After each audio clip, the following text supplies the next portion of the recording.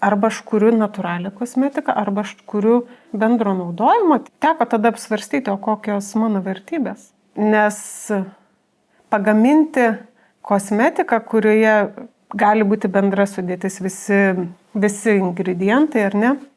Neįvardinsiu čia, kas blogo, kas čia gero dabar, bet tokią kosmetiką lengva dirbti, parduoti natūralią kosmetiką, tu turi taip pat ir šviesti žmogų.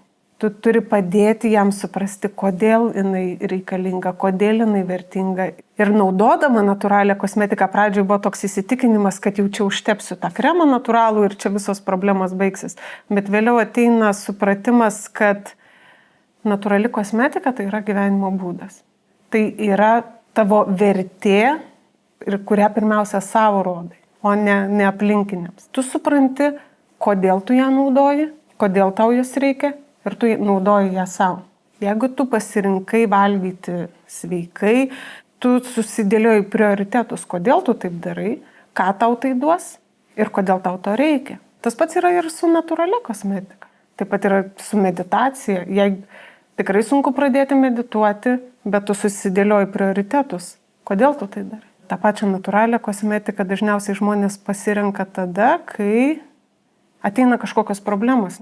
Kada ieškai sprendimo? Kai tu priaugi per daug svorio, tu ieškai sprendimo, kaip mesti svorį. Tai tiesiog tampa tavo gyvenimo būdu. Kai pradėjau gaminti kosmetiką, tai man atrodė, kad kosmetika išgelbės moters grožį. Bet vėliau, plečiant savo pasaulėžiūras, supratau, kad gražios odos geriausias draugas yra teigiama emocija.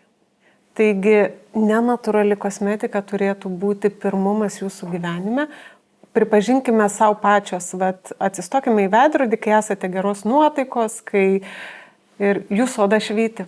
Bent jau aš pastebėjau, vakare grįžus ar ne, po sunkios darbo dienos, kada ir fiziškai, ir emociškai jau esu pavargusi, aš negaliu daryti laivų, nes mano oda suglebusi, išvargusi ir dėl to galiu drąsiai teikti, kad emocijos yra geriausias draugas jūsų veido odai.